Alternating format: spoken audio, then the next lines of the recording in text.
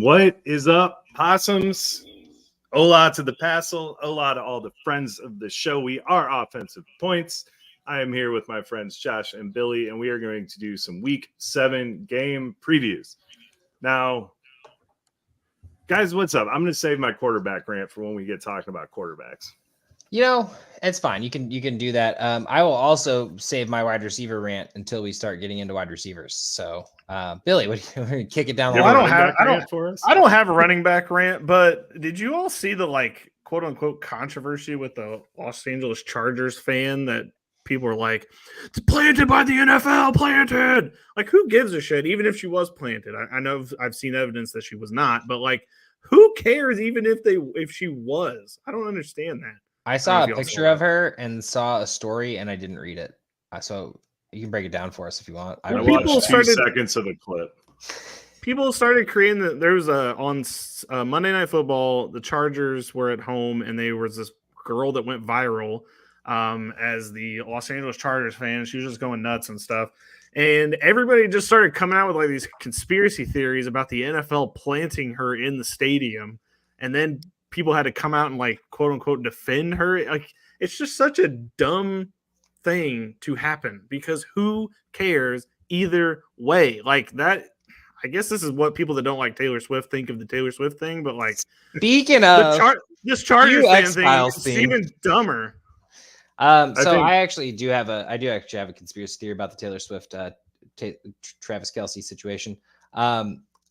I have a feeling this just proves what I said last year whenever the Chiefs won, and I'm just going to go ahead. I just say bet all your money on the Chiefs winning the Super Bowl. This is making money for the NFL. I literally saw a clip of Taylor Swift's security packing bags because that's news, and there was a lot of bags that she was moving to Travis Kelce's house. This is literally just the NFL making money on a relationship, and if you think they're Taylor not Swift's making a fuck ton of money too. Yeah, I agree. So is Travis Kelce. Billy saw the movie. I went and saw that movie. It was great. I want a grade on it. Wait, there's a Taylor Swift movie? Josh, you are so out of the. It's a movie about a concert, Josh. Oh, of course. You haven't seen the trailer 15,000 times during NFL Surprisingly, coverage? no. All I see is Taylor Swift and NFL stuff. It's like my thing knows. I have a conspiracy that Josh barely watches football, and that is definitely a thing that's happening because there's no way that you have watched football and haven't seen this commercial. The problem is I get drunk when I watch football, Billy. So therefore, I'm not gonna really pay attention to Taylor Swift. I tune that out and I go, fucking, here we go again, and then I walk away and I go pee. I'm gonna add that to my conspiracy list. Drunk during every football game doesn't pay Chiefs attention. win the Super Bowl because the NFL makes a bunch of money off of it, and it's a privately owned organization, and they can't do that. Travis Kelce's making a shitload of money off of this too. He's on every commercial now. He doesn't give a shit. He's already got 2 Super Bowls. He's good. Yeah, no, I'm just saying he's making a lot of money. You know what? My I think all of the London fans are planted. Every single European I've ever met makes fun of football. Like a buddy of Georgie, he literally says he calls it handball. He's like, they don't use their feet. It's not football. Oh, yeah, that's fair. I get that. And then he called a field goal a punt, which was pretty great. I had a good chuckle about that. But I'm just saying, no European likes football. We have a lot of people that listen in Europe, so if we're wrong, please let us know. But I just Georgie's very good at we definitely have fans that we've definitely talked to from Europe. Good. So I know that, but are you planted by the FBI is what I need to know. By the FBI? The FBI and the NFL together? Together. Josh is going to get this episode taken down. So let's just move on to game previews. Joe, please kick off whatever rant, whatever. Just don't put us on any list. Any list. Okay. I was going to say COVID, but you just went ahead and said it. So there we go.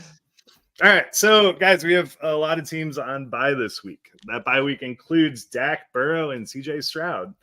And then we have a lot of really crappy matchups and a lot of quarterback injuries this week too. So, I mean, it's getting really rough at quarterback. We got Anthony Richardson out for the season probably. Justin Fields, God knows what's going to happen to him. We got Trevor Lawrence, might not play tomorrow night. I mean, this week I'm starting Desmond Ridder in a league. Because that was the best option on the road too. Yep. Disaster. against a tough defense. But, it's just, diving into the quarterbacks this week was actually pretty depressing. And there were a lot of guys I was just going to be like, no, don't start him. And I was like, shit, might have to. I don't know. It's up to you guys. If you want to start you guys or not. I feel you. Right. Let's take this question from D's Nuts real quick on YouTube.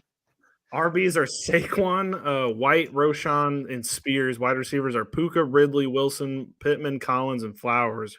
Who should I put with Goddard for Bijan? He has Waller.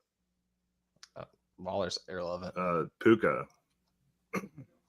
I would say Puka. I would try Puka. Yeah. I mean, Puka's still probably going to do good.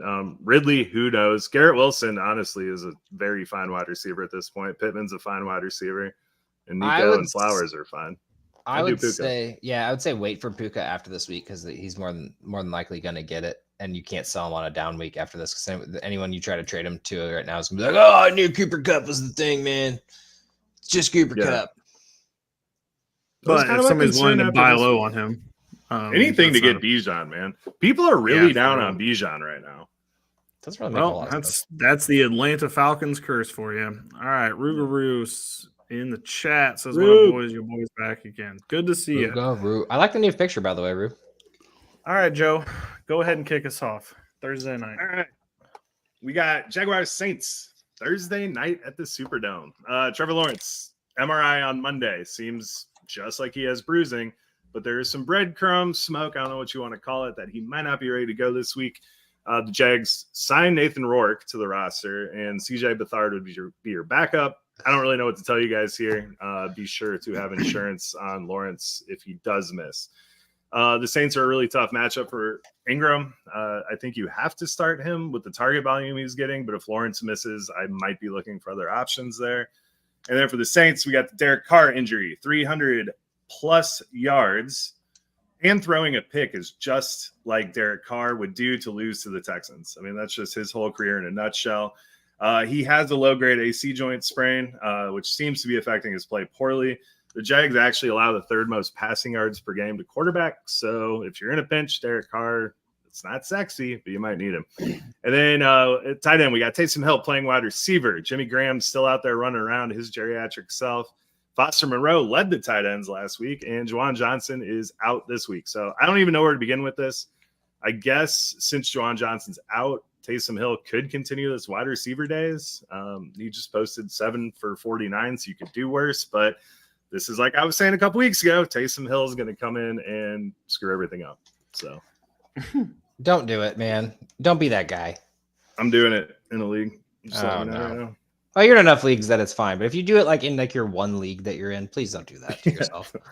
Don't do that.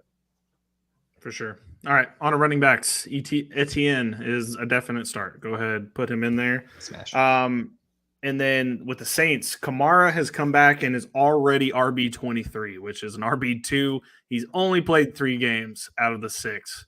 That should A, tell you the state of the position, and B, what kind of tear he's been on since he's been back. So he is a confident start. He is Joe, everything that you want. What would you do with Kamara? I'd ride him. Had to do it. Had to do it, Bill. Sorry. I know I appreciate it, Joe, because, of course, we're riding Kamara until the wheels fall off. 100%. All right, the wide receiver is a little bit more interesting. Ridley, you're going to have to start.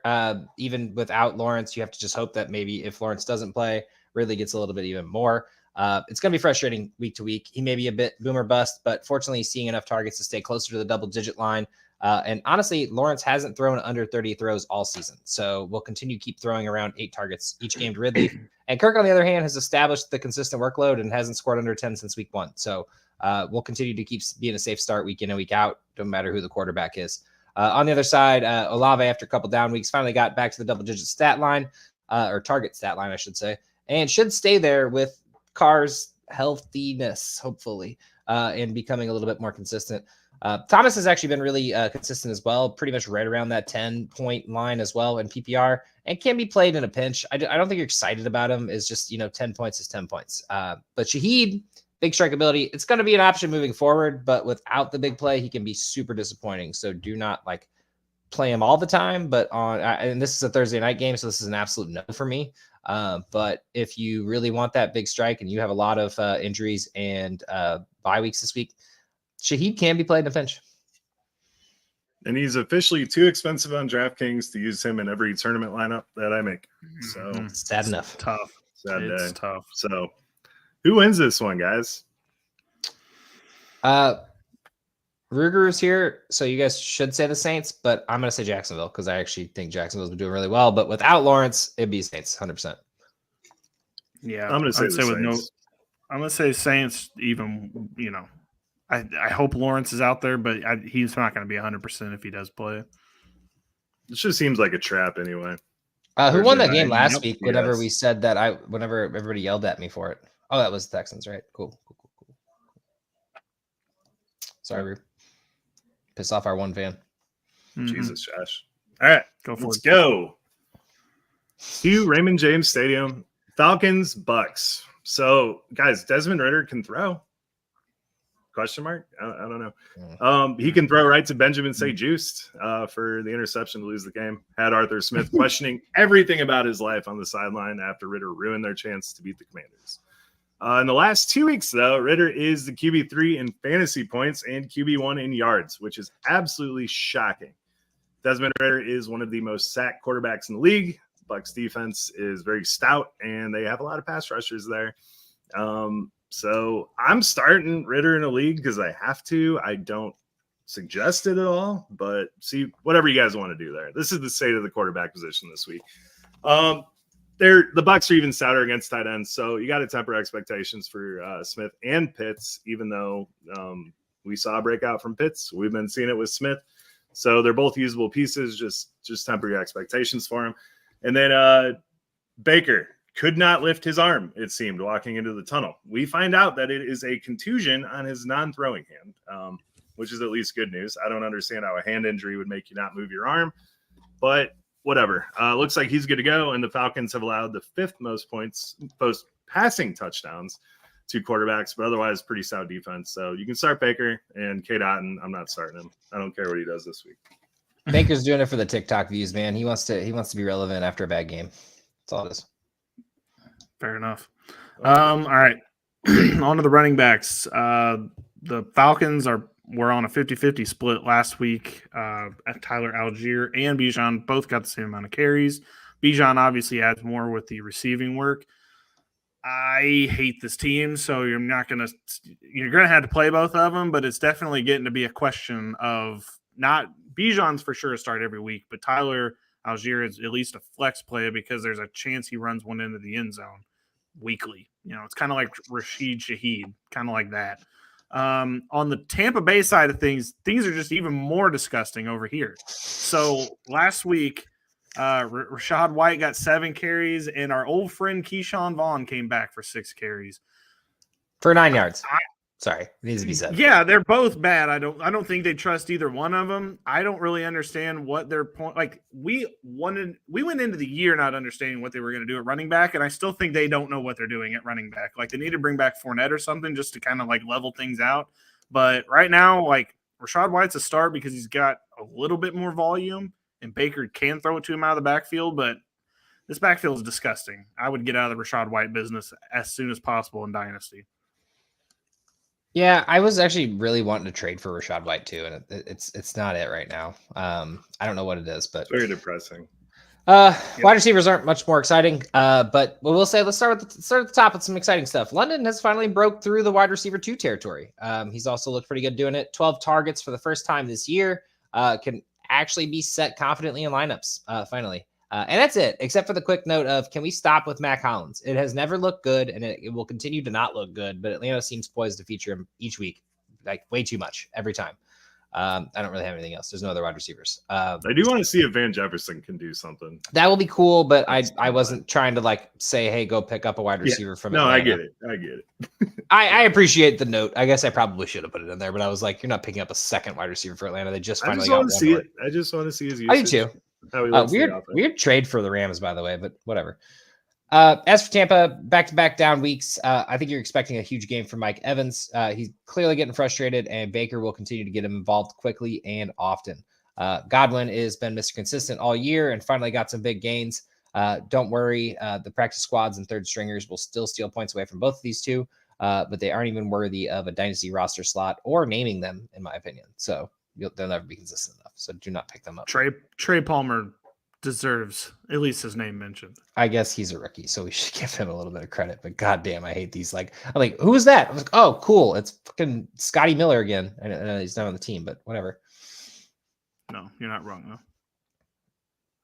Crazy. So, look, any team that's not the Falcons should win. So Buccaneers it is. Tampa should win, but I don't know. I'm going Falcons. I hate the Falcons. Jesus Christ, I want them to lose every game. Doing this on purpose? Yeah. Right, cool. Because the more they win, the more they talk themselves into Tim Tebow being their quarterback for the entire season. Like Tim Tebow never threw for this many yards, man, in his whole career. This is the Jets' problem. Oh my god! Are you really? You're buying the Ritter hype right now. You're playing him, so you're like, yeah, he threw for 300 yards 2 games in a row. Unbelievable, Joe. Like it's like driving a Ferrari around. To manifest like, eventually, things. You're gonna go fast. Like it's okay. You're gonna go fast on accident a couple of times, but it's still a Ferrari with a child behind the wheel. I'm just manifesting greatness, man. Okay. Let's talk about a better quarterback here. Josh Allen averaging 3 touchdowns per game against the Pats in all of his recent starts against them. He's going to carve them up. Michael Mayer had his breakout game against the Pats last week, so it's a really good matchup, but we expect Alton Kincaid back this week. And Dawson Knox is kind of just a touchdown-dependent start like he's always been. On the Patriots side, no Mac Jones. Start PJ Walker before Mac Jones at this point. I'm done with it. And Hunter Henry is battling a bum ankle. Buffalo has not allowed any tight ends to score 10+ fantasy points, so not expecting good things from him either. Fair enough. On the Patriots side of things, you got Ramondre and Zeke. They both scored a touchdown last week. I would love to say this is a sign of things to come, but that offense is just disgusting. So both of them are just flex plays at this point. On the Buffalo side of things, James Cook is confident start. I think he's good to go every week. He's probably not scoring a touchdown, but at least his rush floor is high enough. And then Latavius Murray's actually decent in a pinch too. They're featuring him a lot more, and if they get down to the goal line, it's between Murray and Allen to get that rushing touchdown. Yep. Wide receivers is super easy for me. Diggs is unsurprisingly wide receiver 2 in the league. So he's starting, and Gabe Davis can always explode. So he's flexible in all formats, but don't be disappointed when you get 3 or 1 or 0. And on the Patriots side, if you want to play Bourne, I think he can be flex, especially with the bye weeks and, injuries and whatnot, but the Patriots are going to have to throw in this game. I just don't recommend starting Bourne. Let's not forget that he has not had double-digit points since week 1 until last week. So for consistency's sake, it's probably not going to happen. But there will be a change of quarterback, probably, hopefully. I don't know. They keep putting Bailey Zappi in at the end of the game. They've signed Millie Cunningham to a deal for some reason. This wide receiver room could change then. So in my eyes, you got to keep an eye on Tyquan Thornton, Demario Douglas, and Juju, who all 3, well, at least the first 2 are definitely free agents, and Juju might be if he isn't already. But they get a competent quarterback in, or just someone who really likes someone and shows some flashes out there, might have a wide receiver kind of steal late in the year. So keep an eye on it. For sure. Okay. Yeah, Bills win. Patriots are tanking. Yeah, a lot of divisional games, by the way. Mm-hmm. Yeah, sorry. Pick, Joe. You love them, right? Always low scoring. Yeah, Bills. Fun. That was easy. Okay. Yeah, sorry. I think he's just moving to the next one. Fair enough. No, Ray Gamer on YouTube says, should I play the Browns D versus the Colts or the Bucks D versus the Falcons? My answer would be the Browns, but maybe. Yeah, you got to play the Browns every week. Browns, Falcons. And then also the legend puts in a kicker question because that's the best. Also for my kicker, would you guys play Dustin Hopkins versus the Colts, Jason Myers versus the Cardinals, Boswell versus Rams, or Blake Groupe versus the Jags tomorrow? He's Buccaneers kicker. Not Buccaneers kicker. He's the Saints kicker. I don't know why I said that. I want to go with Hopkins because of the Colts. Like they'll probably be scoring a lot of points on them. Cleveland is also really bad at like finishing a drive too. So, and he's been. It looks like it looks like PJ Walker is going to probably be the quarterback this week. So if they're gonna score, it's probably going to be Hopkins. I hope you don't have all those people on your roster, and this is just like a pickup question. I'm guessing it's a pickup question. It's a 3-kicker league. If you have 3 bad kickers on your team, I'd be like, or okay kickers. My apologies. Sorry, Hopkins. It would be best if it was a 3-kicker. He has Hopkins right now. Okay. Yeah, just keep that. Third question he has is Jalen Hurts versus the Dolphins, Waddle versus the Eagles, Olave versus Jaguars tomorrow, Barkley versus Commanders. Oh, that's just a starting lineup. Should have read the beginning of the question. That wasn't actually a question. It was just letting us know the lineup. Hey, by the way, Hurts and Waddle going to have huge games. Waddle is going to just tear up, so just be happy. We haven't gotten there watch Metcalf because he did not practice today, so yep, definitely. One. Well, and watch Barkley too because he's Barkley questionable as well. He's on the Giants. Which I should remember. Not even make it to the stadium. I should have said when we were doing the Patriots preview. By the way, Ramondre Stevenson popped up on the injury report today. I still think he's going to go though. Yeah, I don't know why, but I had it in my mind that he was not going to play. Like I thought he was one of those many running backs that we talked about or haven't talked about yet, but was not going to play. And for some reason I had that in my mind. I almost picked up Zeke in a bunch of leagues and then did a whole deep dive last night. And I was like, why am I doing that? Stevenson came back, got a touchdown. The breakout Stevenson game we've been also with the Bills. I don't know why I'm just now going back and like editing what I've already done, but like the Bills had Leonard Fournette in the building this past weekend.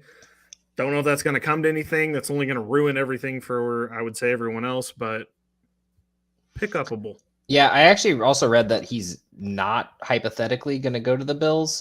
Somehow he said something about the Rams and other teams that have running back issues. So Fournette's just looking for a ring. He's just chasing a team that might possibly get him there. So the Bills would probably be more likely. I did pick him up in a league because I was like, fuck it. Who knows? Yeah, Dan Campbell's probably going to pick him up and just completely fuck my Jameer Gibbs shares. But no, there's another monster. Oh, that was it. It was Lions and Rams. That's what it was. On there. But so Montgomery's got a rib issue. Like, let's calm down. Speaking of PJ Walker, which I can't believe we're talking about him twice in a podcast, we have another injured quarterback, Deshaun Watson. He has micro tears in his shoulder, whatever the hell that means. I don't really know, but he said that he will not play until he's feeling 100%. So, man, if only cleared him. It's nuts. If only he could go to the local masseuse. That's probably. Maybe that's how you fix micro tears. It's low hanging fruit, Josh. It's low hanging, but it's right there. I know it's right there. I appreciate it, Josh. I appreciate it. I know Joe appreciates this. I love low hanging fruit. Yeah. So if Deshaun Watson plays, I think you start him. The Colts defense is very beatable. You do not start PJ Walker if Deshaun Watson does not play. And then David Njoku has not reached 50 yards in a game this whole year. But the Colts give up 60 yards per game to the position. I still wouldn't start him, but I can see the mental gymnastics if you do. And then on the Colts side, Gardner Minshew threw 55 passes last week for 3 picks and absolutely nothing else. He did throw for a touchdown. But now he actually gets a much tougher defense, so don't start him. Don't start any of the Colts tight ends, please. Fair enough. Colts tight ends aren't a thing. Colts running backs. Jonathan Taylor came back last week. Kind of a lackluster rushing performance, but actually a really good receiving performance, though. I think the rushing is going to start ramping up more and more as we go along. But with Gardner Minshew throwing the ball 55 times, I mean, there wasn't really an opportunity to get much of the run game going. But he is good with the, running downs or the receiving downs as well. I don't know why my brain's exploding right now. Wondering. I guess so. Anyway, on to the Browns running backs. You got Ford, you got Kareem Hunt. Kareem Hunt sniped a touchdown last weekend. It looked like a classic Kareem Hunt and Nick Chubb situation where Hunt snipes from Chubb and he sniped it from Ford last week. Ford still got the bulk of the carries, still got the yards, so should not be worried about that. It was just bad luck that Kareem Hunt sniped the touchdown from him. But Hunt is actually usable as well. I actually spent $80 fab on Hunt, but I'm also desperate. So I think they're both going to be even. I think Ford's got the lead back duties, but I think it's really going to be more of like ride the hot hand type guy. So Into the wide receivers. PJ Walker did not look great, as Joe said, but he did get the ball in Cooper's hands, which is what's important, honestly, for this team. Regardless of whether Watson plays or not, Cooper should be in lineups, and you should trust that Cleveland will have a role plan for their really only receiving option. Elijah Moore doesn't really appear as statistically bad as he is, but if you actually look at the numbers, it's pretty bad, averaging 6 points a game.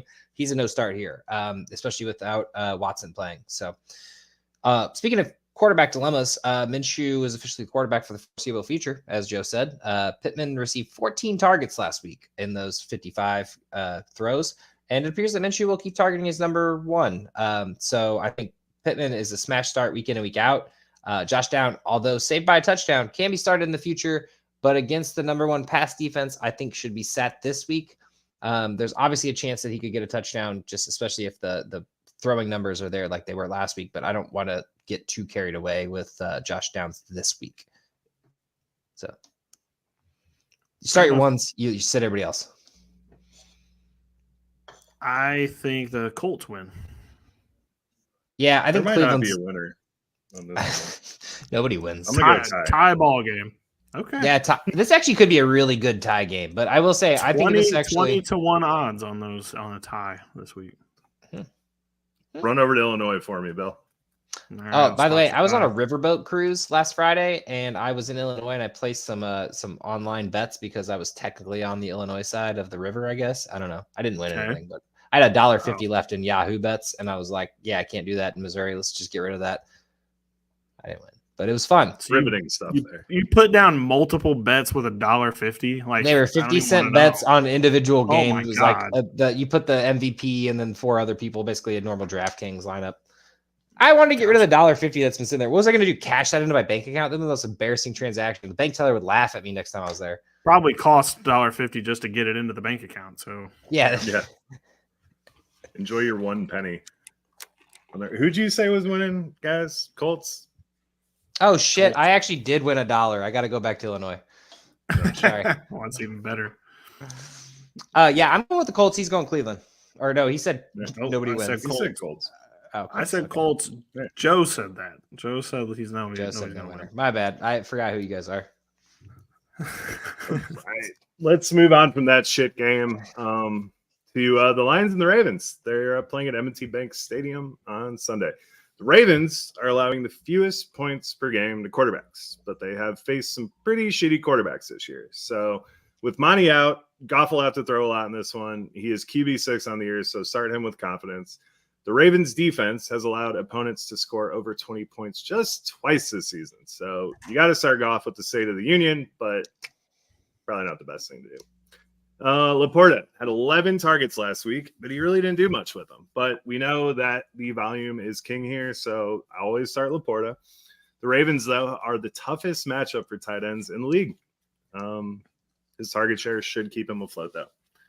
The Lions defense is no joke. They have not been letting quarterbacks run on them at all. So there could be a game where we see Lamar throw a little bit more. So start Lamar due to the high scoring potential in this game. The Lions are very generous to tight ends. So Mark Andrews is an absolute lock this week. Listen, you're starting Lamar week in and week out. You can't sit him. Yeah. I mean, it's disappointing, but sometimes. No. I just got it. I've heard some stuff about Lamar that people don't want to start him. So. Well, unless you picked up like CJ Stroud, who's not playing this week, you don't really have an option, more than likely. But I don't think anyone has options this week. It's kind of just whoever the hell's on your rosters. Yeah, I've actually seen a lot of dynasty lineups and even like soft, like deep leagues, and there's some weird people starting in people's lineups this week for sure. For sure. All right, on to the running backs. For the Lions, Jahmyr Gibbs is back. They're definitely not going to use him in the, workhorse. That he's not going to be a workhorse coming in because they haven't used him like that yet. I don't know why they'd start now. So Joel's old friend Craig Reynolds will be taking us through this week's main line work share for the rundowns, I believe. Yes, Josh. How many leagues did you get him in, Craig Reynolds? Because I saw at least 2. Or at least you tried in one and you got him. Yeah, Joe. I picked Craig Reynolds up a lot. this week, because I think that Dan Campbell is going to run him into the absolute ground, and then he can go back to selling insurance or whatever the hell he did before the NFL. I do too. I actually got him after waivers in one league, and I was like, how did nobody grab him? Like, whatever, sure. But all right, sorry. Joe's old friend Craig Reynolds, who he was going to ride. And we'll see if that letter makes it. On the Baltimore side of things, Gus Edwards is your RB1 for the time being. Lamar is the RB2, and Justice Hill is the RB3.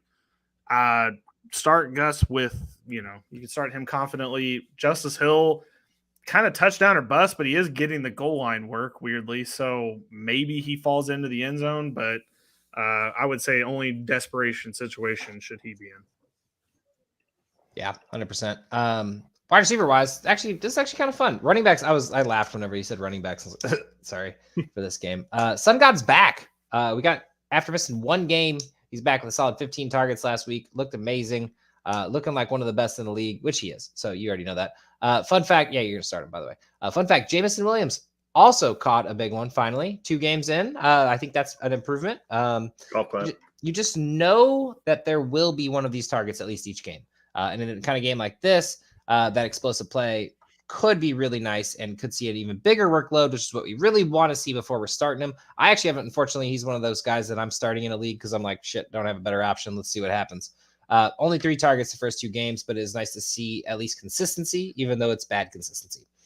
On the other side, Ravens are very similar. Zay Flowers, really the only true startable wide receiver. Looks like Lamar finally really has a reliable target. The other 3, Bateman, Odell, and Aguilar, are all just one good receiver together. So we're really only scoring 3 to 6 apiece unless one catches a stray touchdown. It's Zay Flowers, Amon-Ra. If you're desperate, Jameson, but please do not play Odell, Bateman, or Aguilar. I could be wrong, and they could catch a touchdown, and they could actually look good, but this might be the game that you do it. I just don't want that for you.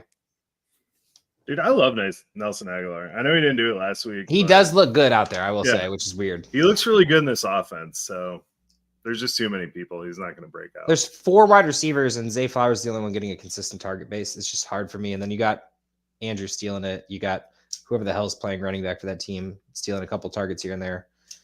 And then Lamar just running it by himself. So true. Lions win. I actually have an upset here. Baltimore wins this game. This is the first of Baltimore is favored, by the way. So Lions.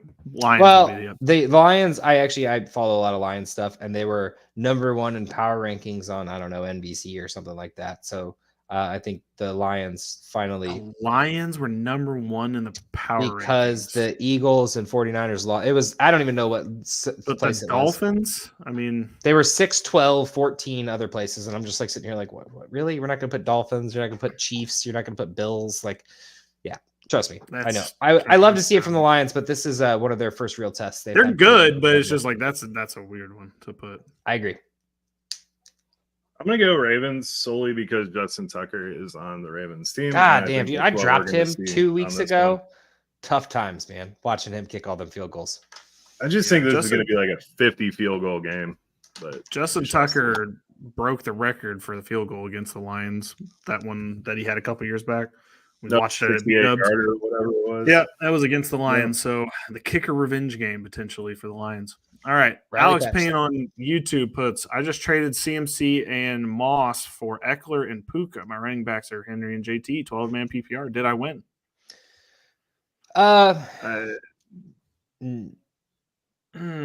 No, he didn't. No. I'm getting rid of CMC is. Well, you basically traded CMC for Eckler and Puka, right? Because Moss isn't going to be the starter anymore. Why is Moss not going to be the starter anymore? Because Jonathan Taylor's back. Zach Moss. Wow. Not Randy Moss, huh? No. Not Randy. Nope. I was thinking James Cook. I was thinking. Well, that makes not sense. even the same. No, but same team a year ago. I know McCaffrey's hurt, but McCaffrey is just the best player in fantasy right now. I actually disagree here. I disagree with myself. This is a relatively even trade. I think even, to be honest, except for I don't think Henry's long for the running back world, but Eckler and JT together down the stretch could be massive. I like JT, getting Moss to back up JT. Yeah. The fact that he got he should. He traded Moss away. Yeah. No, he flipped Moss and he has JT. That's pretty solid. That's cool to see. I would have hated to give away CMC. That's really hard. But if CMC misses this game, then you win. And I think in the most confusing way possible, we're saying pretty good trade, but we just said it very confusingly because we don't know. Josh thinks it's James Cook, and it wasn't even a name listed on the. I don't know. I guess I saw the 4 letters, thought Buffalo Bills immediately when I heard Moss, and then no, that's my fucking bad. I should just go home. Yeah. Speaking of James Cook, the Raiders are playing the Bears at Soldier Field. So Jimmy G was taken to the hospital before the game was over, and he has a back injury. They say they dodged a bullet with it, but he did not practice today, so. This is the injury they were talking about during the offseason. Brian Hoyer came in. It was not Aiden O'Connell. And he went 6 for 10 for 102 yards against the Pats. So whatever. The Bears give up a ton. So Hoyer could be used in a pinch with the wide receivers that he has. I'm not saying go pick up Brian Hoyer and start him. But if Jimmy Garoppolo misses, you could do worse. And then we finally saw Michael Mayer overtake Austin Hooper in snaps in week 5, but then in week 6, he played 81% of the snaps and looks to be a godsend for anyone seeking help in the tight end wasteland. The Bears have given up the second most receptions to the position this season, so fire him up this week. The Bears allowing 10-plus points to tight ends every week. So fire up Michael Mayer this week. And then Justin Fields is doubtful with the dislocated thumb, and it looks like Tyson Baggett is the quarterback with Nathan Peterman backing him up. Rushing was never really Baggett's forte at Shepherd, but he scored 2 rushing touchdowns in the preseason, and he scored 1 last week. The Raiders have allowed 2 rushing scores to quarterbacks this year. So with the buys and injuries, I think he could be used as a super flex quarterback too. I would not use him though with Baggett starting. Baggett stole my Deontay Foreman touchdown, who I started in 2 leagues. Pissed me the fuck off. Fuck him. Nope. Oh man, he's a G. He's gonna be our Kirk Cousins. Oh God. That's not a good thing. Joe, when I tell you when we were watching him at Senior Bowl, I thought that he was the only one that looked like maybe he didn't belong. I'm not kidding. It was rough watching him play down there. Yeah. Doesn't look much better now, but that's neither here nor there. Fair enough. All right. As far as the Raiders running backs go, it's Josh Jacobs and nobody else. They're finally back to giving him he's not getting a ton of yards because that O-line's terrible, but he is getting the lion's share of the work. On to the Bears side, this is the most confusing backfield in football, to be honest with you. Roschon Johnson is supposed to be back this week. He's questionable, and he is actually projected to have the most amount of points. Take that for what you will. If he doesn't go, it's a Foreman show, I would think. But also, Darrington Evans got 9 carries last week, so maybe he's going to be sprinkled in a little bit. Joe's guy, Velus Jones, had a couple of rushes. I don't know. Maybe it's the Velus Jones resurgent. Yeah, your favorite player. My favorite player. Yep, Velus Jones. Real quick, it's Roschon Johnson season. He had a concussion. He wasn't able to make it back in time for the game. He's averaged 5 yards per carry. I'm actually starting him pretty much everywhere. So, yes, you can start Roschon Johnson if he's healthy. Speaking of, did they change the concussion protocols? Because I'm seeing way more people miss over this next game. They should. After Tua's situation, they should. I'm glad they did. So far, nobody has conquered the concussion protocol within the same week that the concussion happened. Yeah. Now, if it was a Thursday game all the way till the next Sunday, maybe that could happen. But yeah, if they get it on that's Sunday, what happened with Roschon. Roschon got hurt on Thursday. It was 11 days Sunday too, so it was like Jesus. That's the only one that could possibly happen, but it didn't, obviously. Yeah, that was really sad. He had the backfield for a minute and then he lost it. But I think Roschon actually pops off here. All right, wide receivers. DJ Moore came back down to earth after the Thursday night game of a lifetime 2 weeks ago. You can blame a bit of this on the Fields injury, but he really wasn't getting much work before that injury either. Moore remains the only Chicago Bear wide receiver to play, even with Badgett starting his first game. You cannot sit DJ Moore. I do like Darnell Mooney in a pinch, but I wouldn't do that to yourself if you don't need to. And if you had told me Devontae Adams and Jacoby Meyer would both be top 15 wide receivers after 6 weeks, I would have called you a liar. But here we are. Adams is banged up going to this matchup. Keep an eye out on the injury report. But both should make some splash plays against the Bears, even without Garoppolo, because it's the Bears. And there's no one else really even being considered rostering on the Raiders. Like if you have Renfro still on your team, just go ahead and cut him. You don't need him. You don't need that in your lineup. I absolutely agree with you. So Raiders win, and I want to take George's question here, Bill. I got Bears winning, by the way, before we get there. I don't even care who wins. This game's disgusting. Is this Bears win on accident? Shit, I hope not. Any game the Raiders are involved in, apparently, I'm just going to be like, that is a horrible game. Well, we got they are 3-3 right now. Come on, last week it was the Patriots. This week it's the Bears. I mean, they're just dog shit schedule. All right. George on YouTube says he is 6-0. His team is Tua, CMC, Kenneth Walker, Cooper Kupp, Chris Olave, Dallas Goedert, and he flexes James Cook. Should I trade Olave and James Cook for Chase? Yes, you absolutely should do that. That is, Shay, you might be 14-0 if you do that move. I like that. And should I start Zach Evans or Roschon rather than CMC, knowing that he could not play this week? If Roschon is cleared from the concussion, I would start Roschon.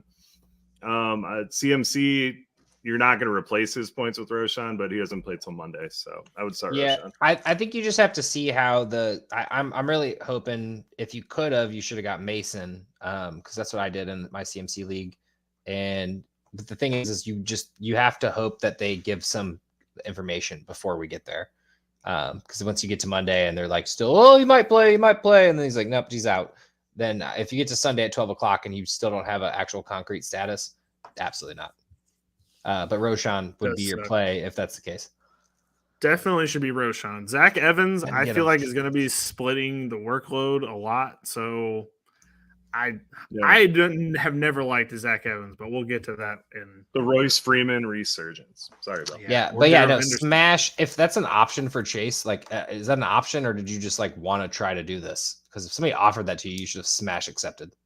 Yes. Yeah, but if you're going to try it, just try it, because I think you might be able to pull that off and really make your team, especially if he's running back desperate.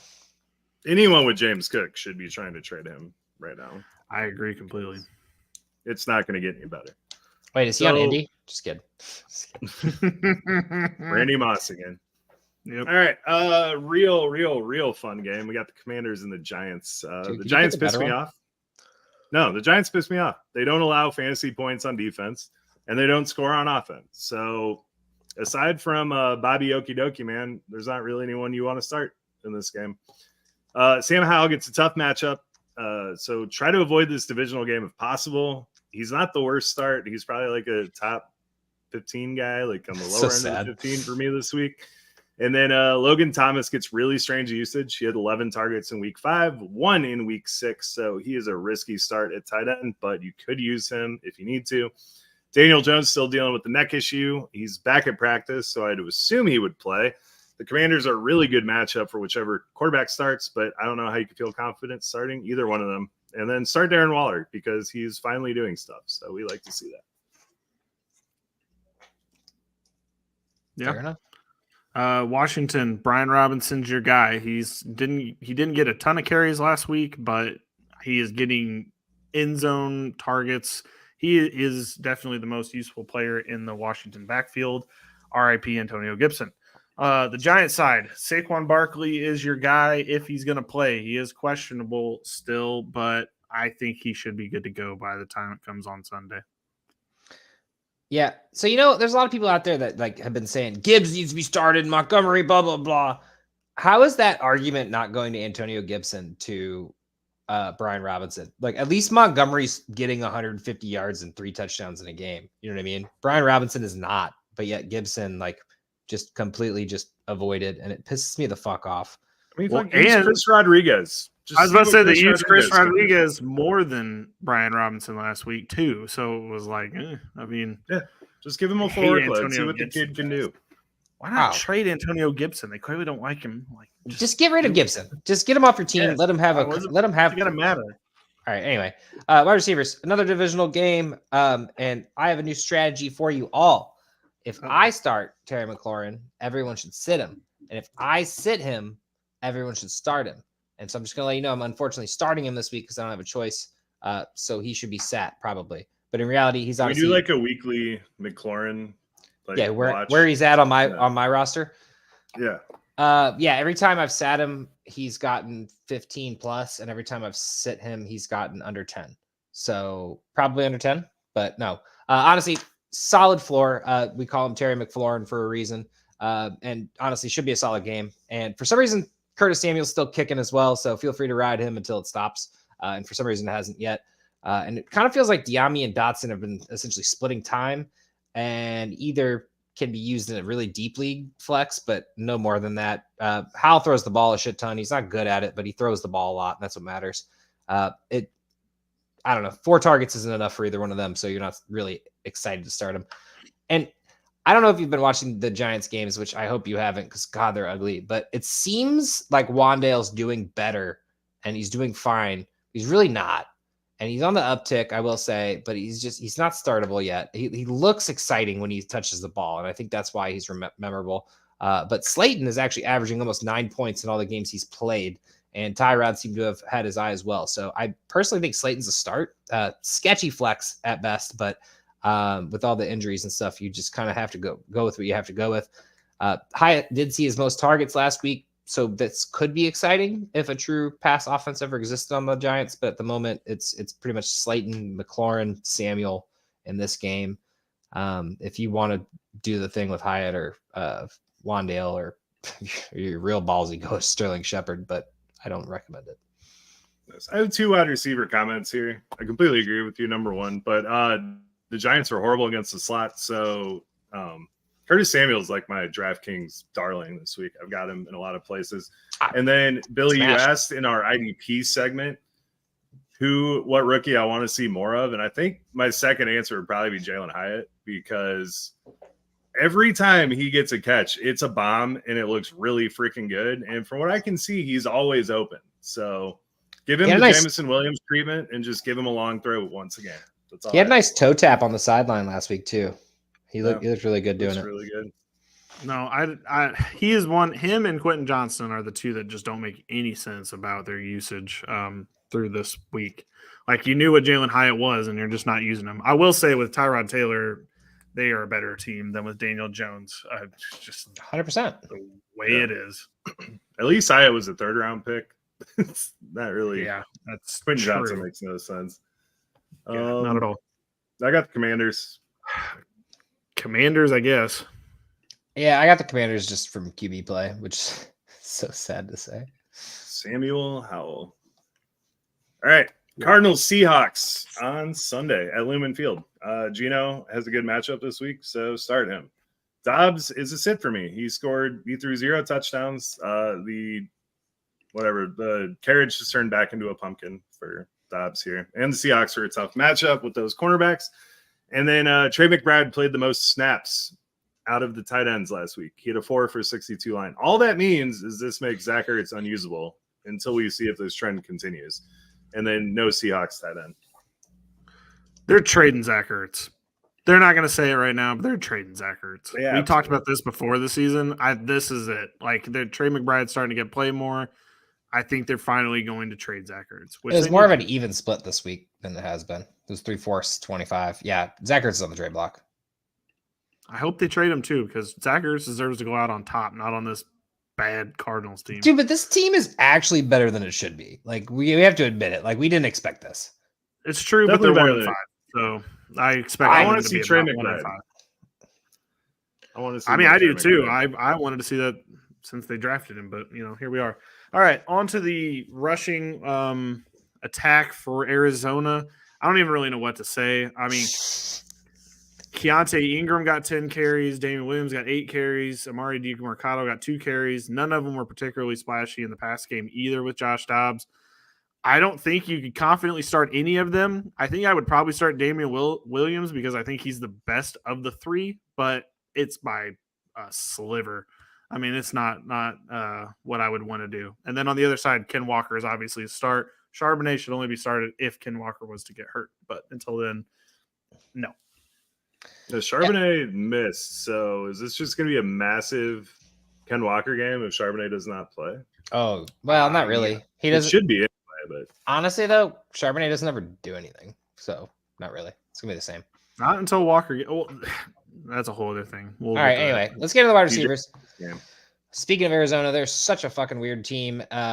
The fact that you can actually start the three of their starting receivers on a team in any fantasy football lineup is wild to me. I feel like you can start Michael Wilson. That was one of my, if I had to pick a rookie I want to see more of, Michael Wilson, but we're actually seeing a lot of them. Marquise Brown, Rondale Moore as wide receiver twos at the very least, or a flex. I would not start them all in the same lineup. That would be really stupid, obviously. But somehow they've all relatively had valuable roles to the team and to fantasy football. 8 to 9 points a game, it seems, with bigger roles in certain games. So not saying put them in your lineup because you really believe in Marquise Brown this week, or you're really believing in Michael Wilson, but I feel like if you're in a pinch, all three of those people could be started in a certain lineup one at a time. And then into Seattle, still only Lockett and Metcalf as starts. Both are pretty much locked in at this point. Bobo keeps taking from JSN's well, and we are seeing a little bit more from JSN. Yards wise, but really it's the exact same targets. And this is a step in the right direction, but I feel like he should at least be on benches. As Joe pointed out earlier, he literally picked him up out of free agency. He is a free agent in every league. I had him in 2 leagues. I didn't pick him back up, but you should.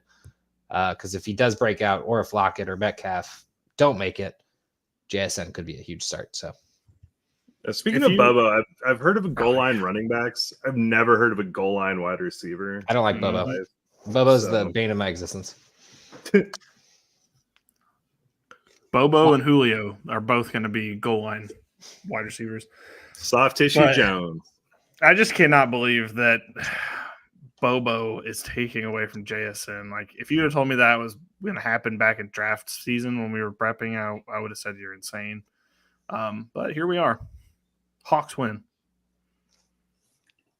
Yeah. Yeah. Oh, absolutely. Sorry, my bad. I was like, yeah. Sorry, we didn't do that yet. Long pause for, man. I thought we did that already. That's my bad. Oh no. All right, Jeff on YouTube says, "Sup guys, my team is in shambles." He's got Jordan Love, Travis Etienne, Jalen Warren, Christian Kirk, I assume, Christian Watson, Kelsey, Sam Laporta. On his bench is T. Higgins, J-Mo, David Montgomery, James, pretty much every hurt player in the universe, James Conner, Deontay Johnson, Tank Dell. He also has KJ Osborne and Elijah Mitchell, and he asks us for any trade suggestions, somebody that maybe he could go get right now for the cheap. Flip Laporta if you got Kelsey. I would almost say flip Kelsey. No, you wouldn't. He's the number 1 tight end. You got number 1 and 2 tight ends on your team. You get flip one of them. Okay, he says the team's in shambles. Kelsey, though. Like if you're 6-0 right now, you wouldn't be saying your team's in shambles. Then you would keep Kelsey. But if you're like 1-5, 2-4, flipping Kelsey might. I mean, Laporta and Kelsey aren't. Laporta is, well, or at least was tight end 2 last week. I don't know. He didn't really have a very good week, so he's probably tight end 2 or 3 at this point. But flip Kelsey for Bijan. Thank me later. I think you could get more for Kelsey. No, Laporta is still tight end 2. Yeah, I think you can get more for Kelsey for Bijan at this point. I think you can get Kelsey combo with something else, Bijan and something, and get better. 2, 3, and 1 ties. You got the tie in there, man. Nice. Weird. By the way, we'll get there later. But if you have a spot available, I like KJ Osborne for a start personally. But no, you don't. You got Kirk. I mean, you got Deontay Johnson coming back soon-ish. I think he might be back this week. Play after the bye, right? T. Higgins is fine. J-Mo is a good. I think he needs a running back. That's kind of what, based on what the roster looks like. Yeah. So float Kelsey for Bijan and whatever the hell else you want on there. Yeah, I mean, you might be able to get flip Christian Watson after this week. Christian Watson and Kelsey for Bijan and whatever else that guy's got. Yeah. 2 running backs. I think if you want to go for a cheaper option, James Cook probably is not a bad call. Going for him, you probably wouldn't have to give up as much. Watson for Cook, Kelsey for Bijan. I mean, you can make a team out of that. Yeah, definitely. Kelsey for like Kenneth Walker and Drake London. Running back is such a that's a little bit much, dog. Yeah, you can't get a top 5 running back with. I mean, even with Kelsey, you can't get a top 5 running back right now. No one trusts Walker. That is true. No. All right.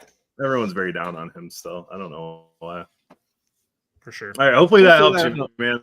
Hopefully that helped, Jeff. That's my idea. Steelers Rams. Steelers, Rams. Stafford has to be a start. Yeah, has to be a start. Stafford does. Got Kupp and Puka. So start him. Higbee gets really tough matchup. I would bench him. And then I think Pickett might have to be used in a bind some places. Try to avoid it. It's nothing good's going to come of it, but you could use him. And then Freiermuth gets a great matchup.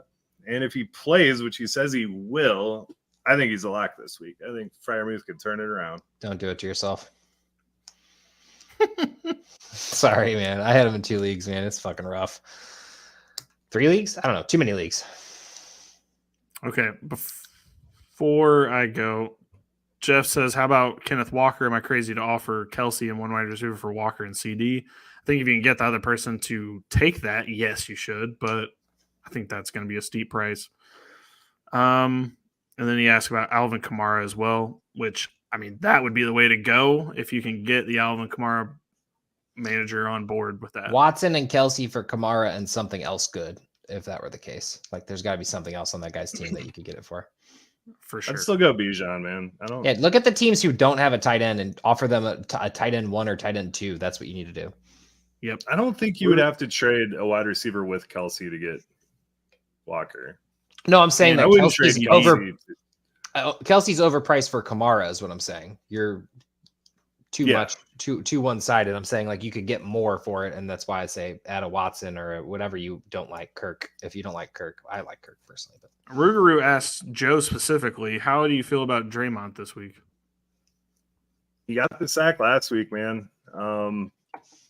Joshua Dobbs been sacked 11 times this year. I could do it, man. I was so pumped on Draymond this year, and so far it's been kind of 50-50 how it's working out. So hopefully last week was a good sign. You didn't ask me, but I say no. Nope, sorry, Josh, don't answer. Ray Gamer asks, trade James Cook for Aaron Jones, standard league. Yes. I would say yes. 100%. I don't know what's going on with Jones, man, but I would rather have that. Says his hamstring feels the best it's felt since week 1, whatever that means. Keep saying Didn't he tear it week 1? I've been trying to trade for Aaron Jones and nobody will give him up. It's so sad. Yeah. It's the name value there. All right, let's go with the running backs. Steelers running backs. You have the Najee, Jalen Warren nightmare continues for them. Both of them are just flex plays. Neither of them is going to win you any weeks. I can promise you that. It's disgusting.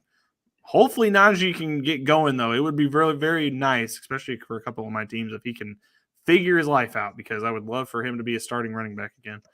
On the Rams side, I don't want any part of any of these people on this team. There's Zach Evans. There's Darrell Henderson. There's – I forgot what the other guy is that they signed. Royce Freeman. I don't want any part of them. I'm not going to suggest starting any of them. You probably have to because you're probably, pick them up or spend all your fab trying to get them.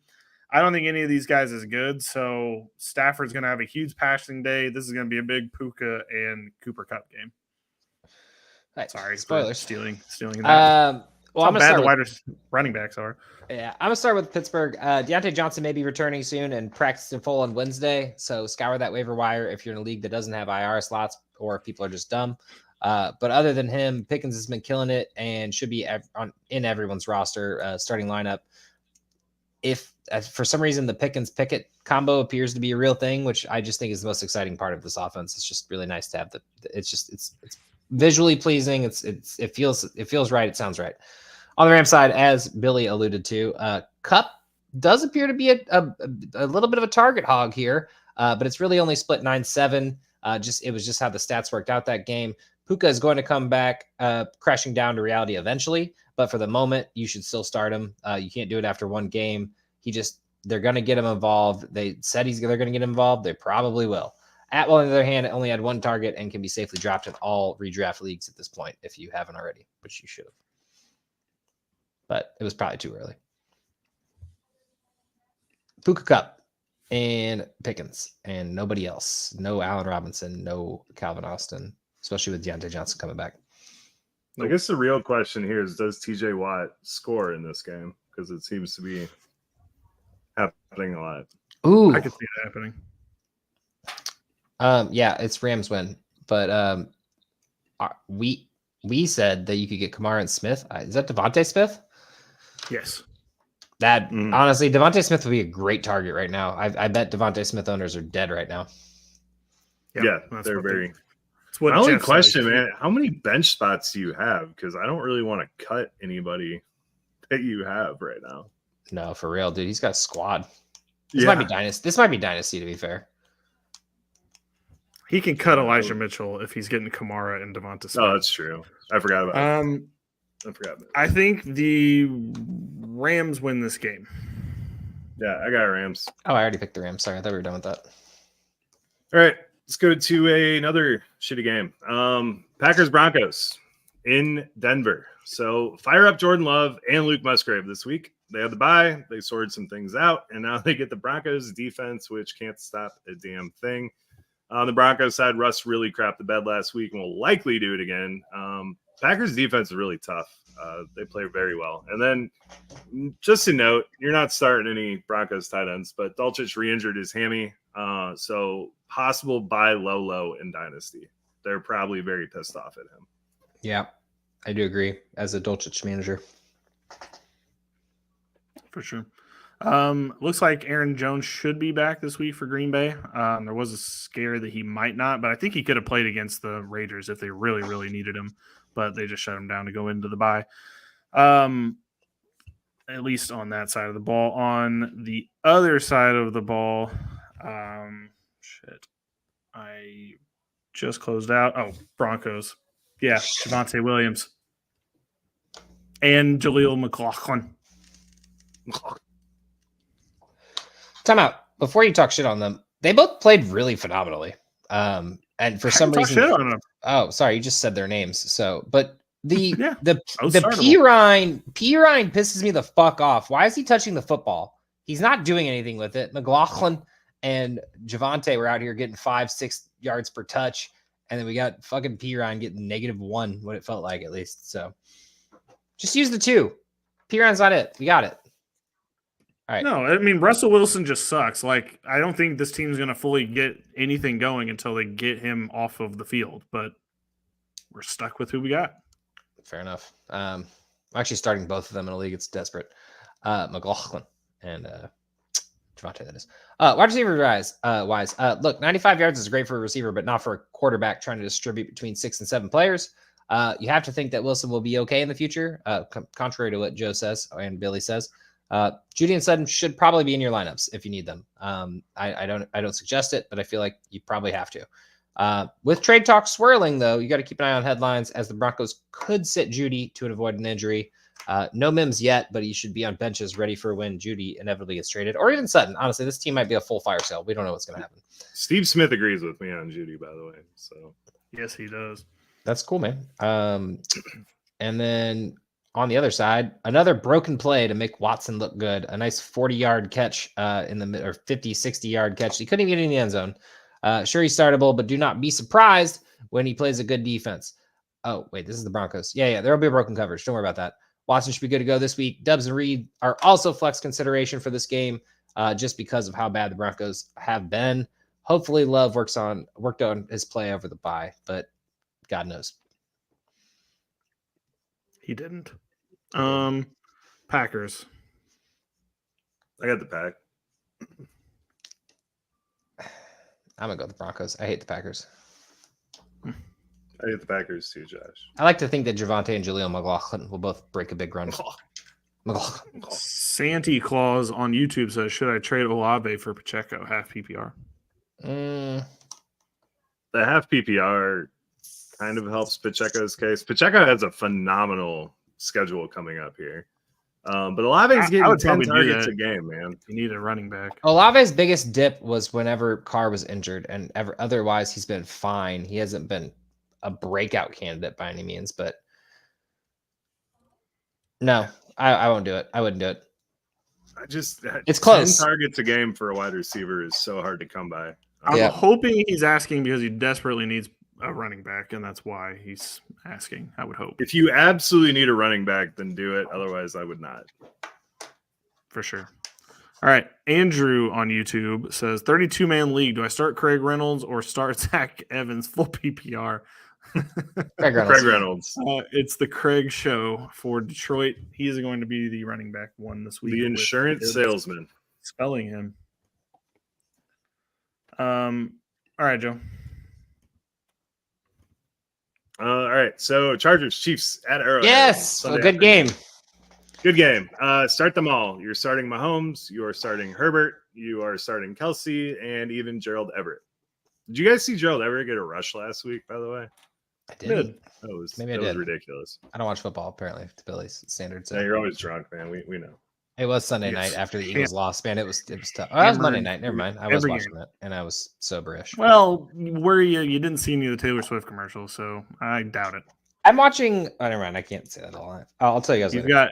You've got 90 Day Fiance on one screen, and then you got that on your phone or something, tablet. It's cool, man. Whatever. Whatever I want to do, man. Bachelor in Paradise is on, man. Whatever. So totally hip to hip things. Yes, you are. Oh, sorry, Joe. Were you done? My bad. Yeah, I'm pretty sure that was pretty easy for him. Yeah. Oh, okay. Well, mine's quick. Pacheco start. Eckler start. Good to go. All right, cool.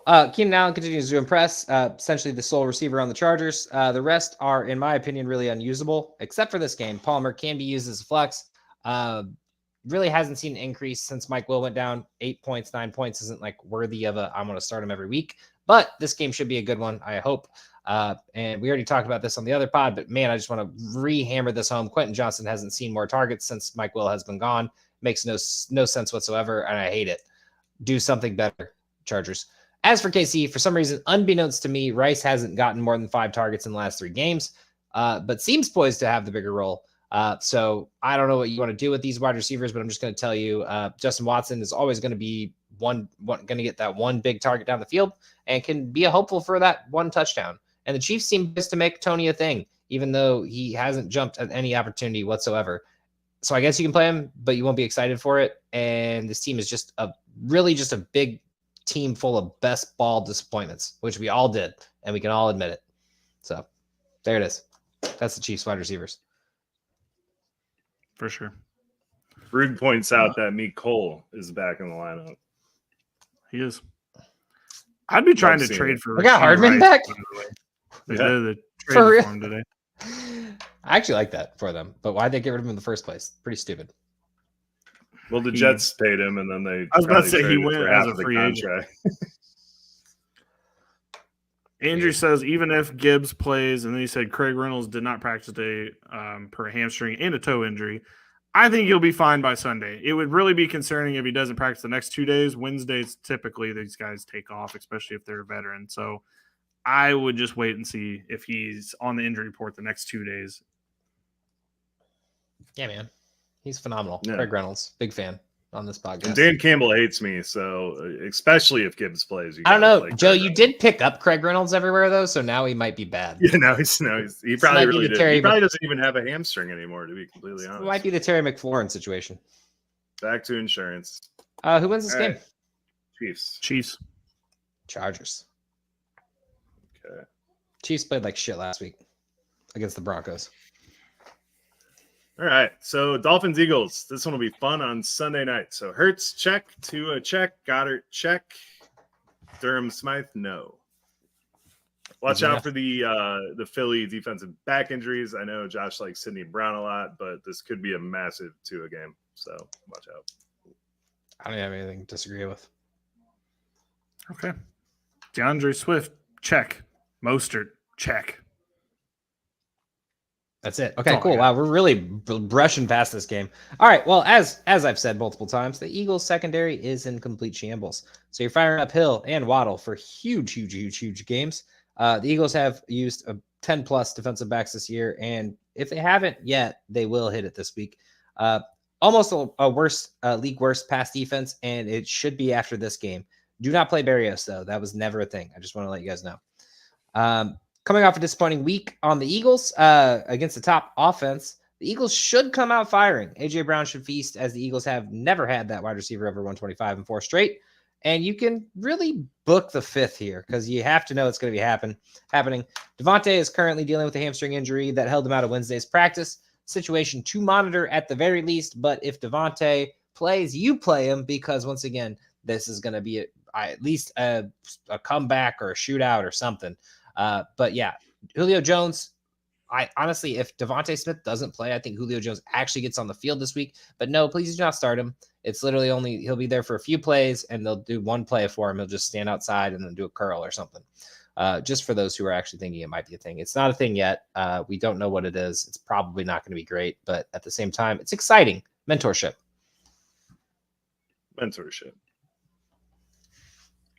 Eagles. Dolphins.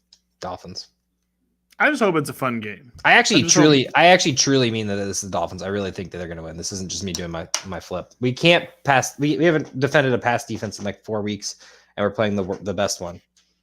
I don't know. You guys blamed your loss last week on Lane Johnson being out. So did they? I guess he's going to be out this week too. So it wasn't the pass rush that killed us though. It was the defense that killed us. There was 2 interceptions that were like basically tips. And then I think it got in Jalen Hurts' head, which is kind of surprising because he always seems so stoic and never seems to actually care. But I'm putting that a little bit on coaching too, because they should have ran the ball on third and 8 whenever they were in field goal range, and they could have just punted, or they could have not even that towards the end of the game when he threw that pick. They should have just ran the ball, given that eating the they clock had plenty down, of time. Punted it away. Zach Wilson wasn't driving the fucking field. There's no way. No, so they would have been fine. It was actually really bad. It was third and 8, and they were on like the 40-yard line. They could have either tried to kick a field goal, punted, done something, but instead they throw a pick 6, basically. So, yeah, stupid. Very stupid decisions. Okay, Joe, you ready for Monday night? Yeah, we're ready. Wait, for no day. Oh wait, that's Sunday. But yeah, Monday night. Yeah. You can talk All right, about it, Joe? so 49ers, Vikings. Brock Purdy will be fine. Am I lagging that bad? Yeah, a little bit, but it's fine. It's fine. Muscle through it. All right, Purdy will be fine. The weather was so bad in Cleveland, he couldn't hold on to the football. So start him confidently. The Vikings have given up 9 touchdowns this year to quarterbacks. And with Debo and McCaffrey potentially out, Kittle could really become the focus of this offense and gets a pretty decent matchup. So start Kittle. And then Kirk and Hawk get a really tough matchup here. I think you have to start Hawk at this point, but if you have another option at quarterback, I would run them out and give Kirk a break this week. Okay.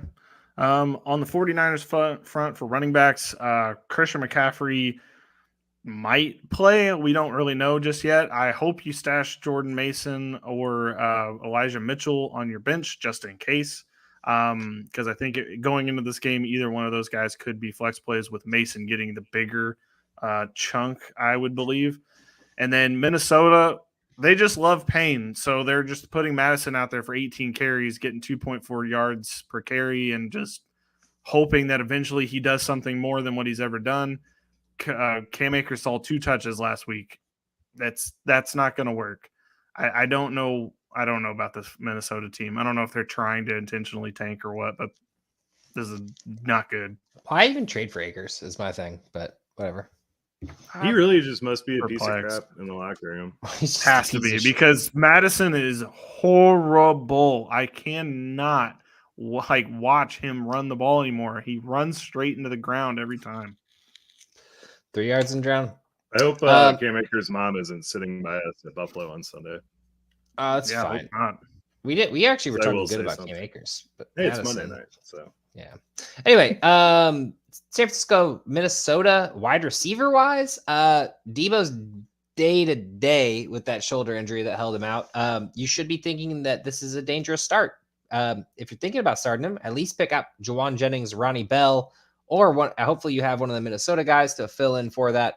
But really, this just means Ayuk should just flourish if Debo misses or just happens to re-injure that shoulder in there. So you're starting Ayuk everywhere in daily and redraft and dynasty and everything in between. And on the other side, with the first game without JJ, Kirk spread it around pretty evenly, actually. 5 targets for Addison Osborne and 4 for Powell. It's quite surprising not to see Addison get a boost in targets, but in this game, it should feature Addison quite a bit just because I would imagine that they're going to want to do a little bit more of that. But it was Osborne that stood out to me. That's why I bet on them. I lost the fireball bet because fucking Addison got the touchdown. But he looked like a sure-handed receiver out there. I would also start him if you are in need. But man, this week is just made up of a whole lot of flexes all around. So if you don't need him, please don't start him and wait till Monday. But at the same time, if you want to have that little Monday night miracle, Osborne and Addison aren't the worst people to have on your team. Niners, right? Yeah. Yeah, dude, I can't even. Man, Minnesota was bad. Whew. I kind of feel bad for the team, but not really. No. After the lucky shit they got last year, no. Not feeling bad for this. Yeah, it's definitely the complete opposite this year. And it's exactly. It's like this is the real Minnesota team. I'm more happy that Jordan can't talk shit about how Kirk Cousins is a good quarterback anymore, because now we're seeing the actual Kirk Cousins experience where it's not going to win you games, just can't lose you games sometimes. Very happy to see Danielle Hunter have the success that he's having this year. Yeah, sure. He's doing great. Yeah. Rube said, do I sit Jalen Phillips? What do you guys think?